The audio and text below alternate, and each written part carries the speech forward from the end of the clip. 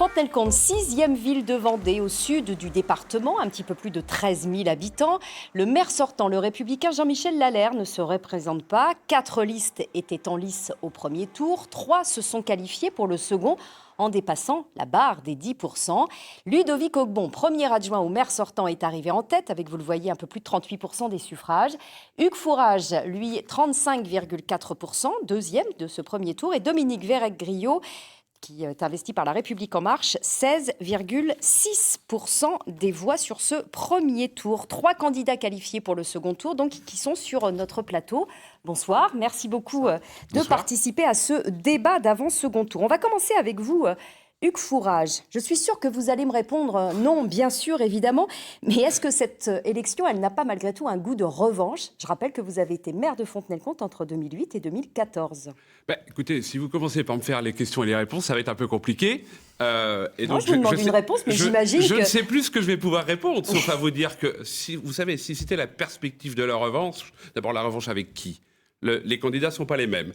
Donc je pense que ce n'est pas une question de revanche. Vous avez ici Ludovic Ogbon, qui était premier adjoint au maire sortant, Jean-Michel Lalère. Oui, écoutez, c'est très bien. Mais je crois que ce qu'il faut, c'est pas regarder dans le rétroviseur, c'est regarder devant. Et moi, ce qui m'intéresse, c'est regarder devant. Donc si une campagne électorale, si un projet de ville se fait dans une dimension de revanche, il est à côté de quelque chose. Un projet de ville, ça se fait pour les habitants et ça se fait pour se projeter dans l'avenir et pour porter cette ville. Voilà quel est le sens de ma candidature aujourd'hui. Alors, une ville dont on va parler bien sûr pendant les 20 prochaines minutes, Fontenay-le-Comte donc, qui perd des habitants de façon continue, 1% à peu près chaque année depuis 10 ans. Dominique Verrec-Griot, je rappelle que vous êtes la candidate La République En Marche sur ces élections. Vous dites « Il est temps que Fontenay renaisse ». Pourquoi ? Eh bien, parce que depuis effectivement plus de 10 ans, nous voyons notre ville perdre des habitants de façon tout à fait régulière et nous en avons perdu 1000. Comme vous l'annonciez tout à l'heure dans la présentation de notre ville, nous sommes passés aujourd'hui 6e ville du département. Donc nous avons beaucoup reculé. Et la perte de ces habitants est dommageable parce qu'elle a des incidences sur notre économie, mais aussi sur nos services et sur nos écoles, parce que plus nous perdons d'habitants, plus nous avons de risques de voir des fermetures de classes. Et régulièrement, nous devons nous battre pour essayer de conserver ces classes. Je pense qu'il est temps... Quelles sont vos propositions ? Puisque là, c'est le constat pour l'instant, mais vos propositions justement pour que ces habitants aient envie de revenir à Fontenay-le-Comte ou les entreprises aussi. Je pense que déjà, on a une fiscalité trop importante par rapport aux communes environnantes. Donc, le territoire ne perd pas forcément de population, mais la ville de Fontenay perd de la population. Donc, déjà, faire attention à ce problème fiscal. Notre taxe foncière est élevée comparativement aux communes avoisinantes. Donc, il faut jouer là-dessus. Nous avons perdu, sous les mandats précédents, des entreprises importantes qui apportaient de l'économie à la ville. Et nous n'avons pas su peut-être ramener d'autres entreprises sur la ville de Fontenay-le-Comte. Nous ne nous sommes pas battus pour. Ludovic Ogbon, c'est un petit peu vous, à travers la mandature de Jean-Michel Lalère, je rappelle le maire sortant qui ne se représente pas, qui est visé par ces accusations de Dominique Verrec-Griot. Vous n'avez pas fait ce qu'il fallait pour retenir et les habitants et faire venir de nouvelles entreprises ? Alors bonsoir déjà et merci de l'organisation de ce débat ce soir. Pour la ville de Fontenay-le-Comte, c'est un honneur de pouvoir passer sur votre chaîne, donc merci pour ça. Merci à vous. Et puis je vais répondre bien sûr à Madame Verrag pour lui dire que bien sûr cette baisse de démographie, elle n'est pas nouvelle. Elle est depuis 20 ans, elle est régulièrement en baisse. Vous le savez, Fontenay-le-Comte a subi des drames économiques il y a 10-15 ans, entre SKF, Plisorol, pour ne citer que ces exemples. C'est environ 1500 emplois salariés qui sont partis, en tout cas de la ville. Qui avec leurs habitants, donc détruits.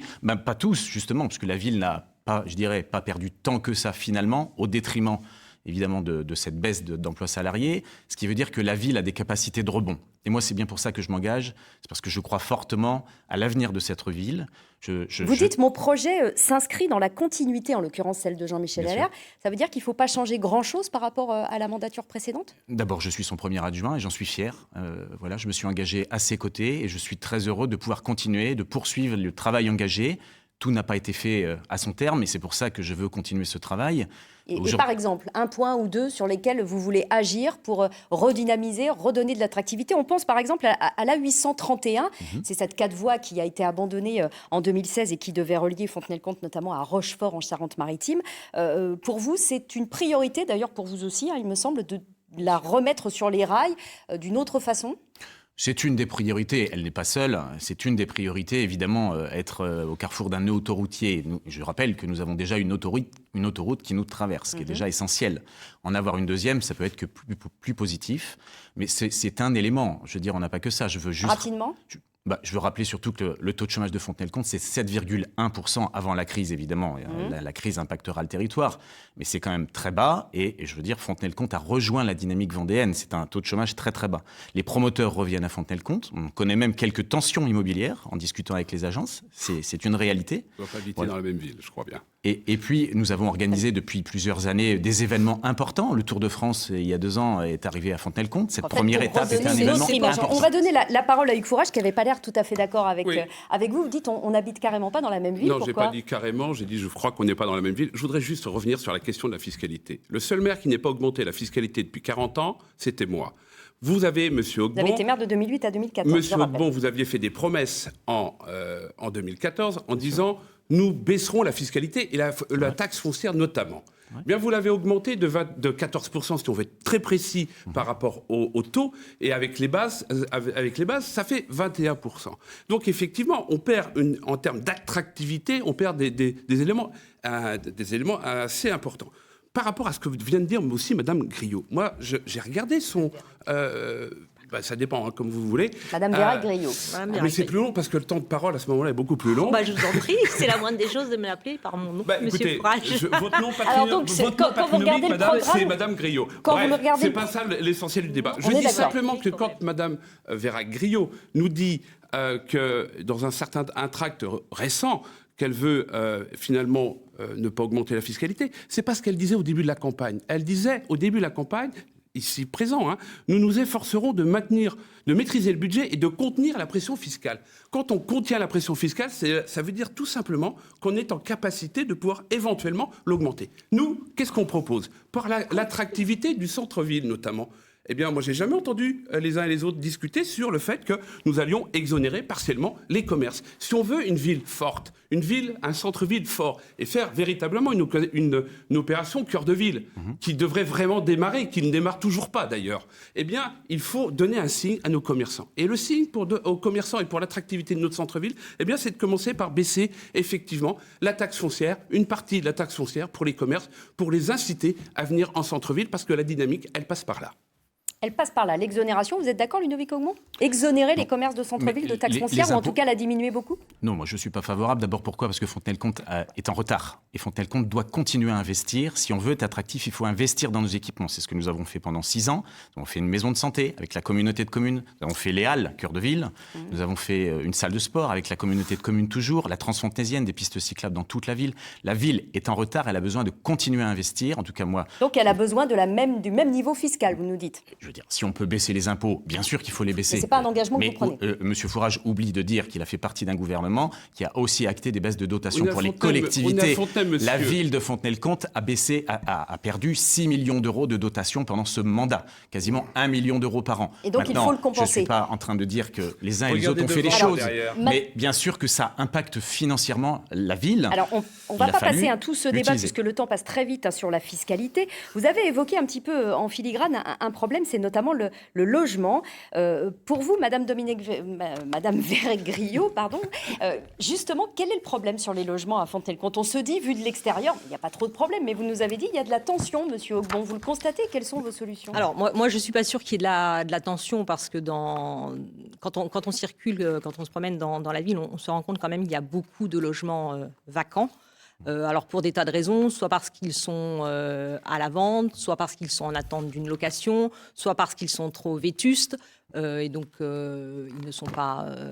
Mais est-ce que la mairie peut agir justement pour que ces logements redeviennent accessibles pour Je pense aussi que la mairie détient pas mal de foncier et qu'il serait possible, à mon avis, qu'elle puisse en vendre pour se libérer. Et peut-être que ça pourrait intéresser certaines personnes d'avoir ce foncier-là justement pour le réaménager et en faire une résidence principale. Ça ferait aussi des rentrées d'argent pour la mairie, parce que je pense qu'à ce niveau-là, on est suffisamment pourvu, qu'on n'en a peut-être pas besoin d'autant.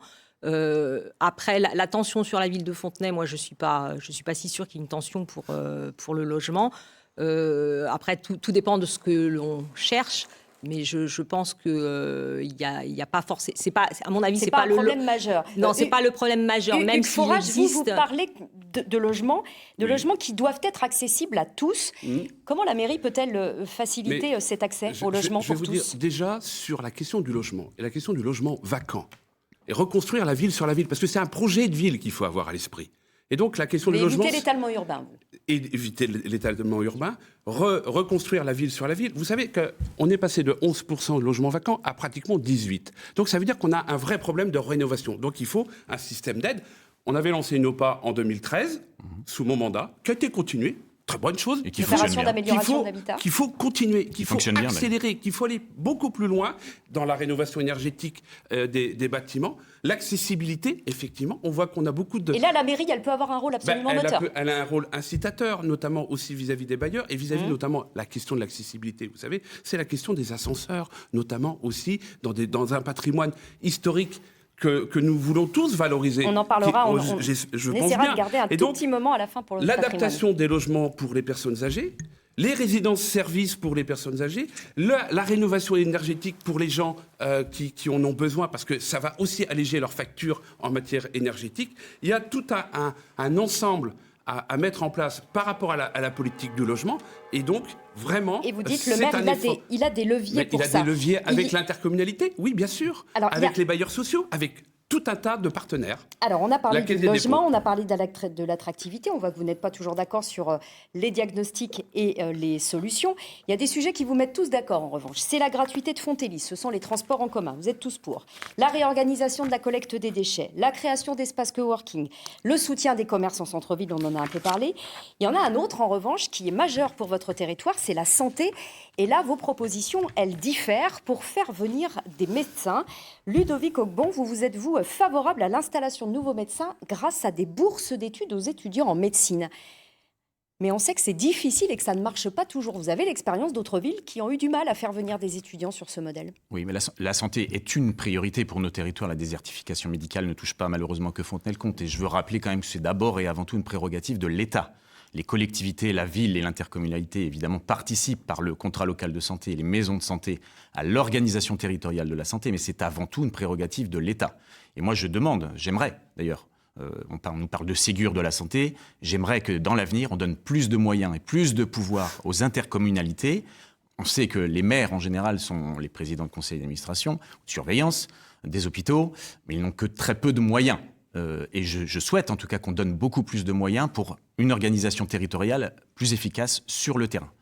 Avec des étudiants, en prenant des étudiants dès le début, en fait, en leur donnant envie de venir faire leurs études, c'est toujours souvent le but de ces opérations, pour qu'ensuite ils s'acclimatent, entre guillemets, au secteur et qu'ils aient envie d'y rester pour y exercer. C'est ça l'objectif. Bien sûr, c'est la bourse d'études, on veut participer à une nouvelle maison de santé sur le lieu de l'hôpital, c'est la stagiarisation aussi de ces jeunes médecins, donc pouvoir les intégrer, pouvoir les loger aussi gratuitement. Donc il y a une palette de solutions. Il n'y en a pas qu'une. D'ailleurs, vous, Madame Vergriaud, vous proposez de faciliter l'accueil de ces stagiaires ou des médecins en leur mettant gratuitement à disposition des logements. Oui, alors, et les logements vacants dont on parlait. Déjà, pour les internes qui travaillent sur l'hôpital, il y a un internat qui a été rénové il y a quelques années. Mais ça ne suffit pas. Ça ne suffit pas, je pense, parce que alors ça, il s'adresse essentiellement aux internes, mais déjà, on n'arrive pas sur l'hôpital de Fontenay à avoir le nombre d'internes suffisant.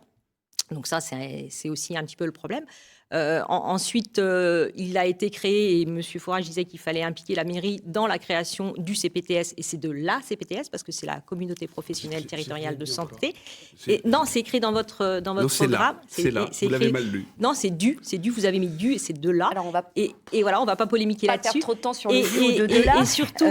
Et surtout, elle est déjà créée, elle est déjà créée, donc l'implication dans la création, et elle fonctionne, parce que j'en suis membre depuis le ZFAS. précise à vous Fontenay-le-Comte. savez, il n'y a pas que vous, il y a plein de mais je suis pas en professionnels. train. Mais Non, je- mais Mais voilà. pour vous, donc, il y a des solutions, Il y a des notamment- solutions parce que si on est Rapidement, s'il vous plaît. facilitateur avec la CPTS, justement pour la maison de santé adossée à l'hôpital, je pense qu'on peut arriver à faire des choses. La CPTS En a tout cas, déjà mis. Un problème majeur. C'est évident. Sur la santé. Hugues Fourage, vous allez plus loin. Vous dites Oui. qu'il faut salarier des médecins. Ben, écoutez, il faut utiliser toute la palette. Et éventuellement, moi j'ai discuté hier avec les stagiaires de mon épouse qui est médecin. Je suis désolé de le dire comme ça. Et mon épouse est médecin et pratiquement une des rares médecins généralistes à accueillir des stagiaires médecins sur le territoire. D'ailleurs, moi j'invite, et je suis assez d'accord avec vous, monsieur Haugbon, sur cette question-là, j'invite tous les médecins généralistes à le faire sur le territoire. Ça permettra effectivement de développer une certaine offre. Eh bien, si on veut faire en sorte que les médecins ou les jeunes médecins viennent sur notre territoire. Vous savez comment ça se passe. J'ai discuté avec eux. En fait, ils ne veulent pas s'occuper des problèmes de paperasserie. Ils ont un objectif, eux, c'est soigner la population. Donc il faut leur faciliter les choses au maximum. Le salariat peut être une des perspectives. Ce n'est pas forcément la panacée universelle, mais ça en fait partie. Est-ce que vous êtes d'accord, vous, monsieur qu'il faut Haugbon mettre- Salarier Oui, des je médecins, pense pourquoi que pas sur la santé, je crois qu'aujourd'hui, on a largement échoué et je pense qu'il faut effectivement, il n'y a pas de dogme. Donc il faut utiliser tout ce qui est possible. Aujourd'hui, cas, vous c'est y une serez urgence, prêt. Mais c'est une si vous priorité. permettez, c'est ça. Notre- c'est les moyens humains à l'hôpital. Il y a un vrai problème aujourd'hui. C'est Rapidement. la question de la pédiatrie. C'est la question, Madame Griot, vous évoquiez de la CTPS. Bien, la CTPS, qu'est-ce qu'elle vient de dire ?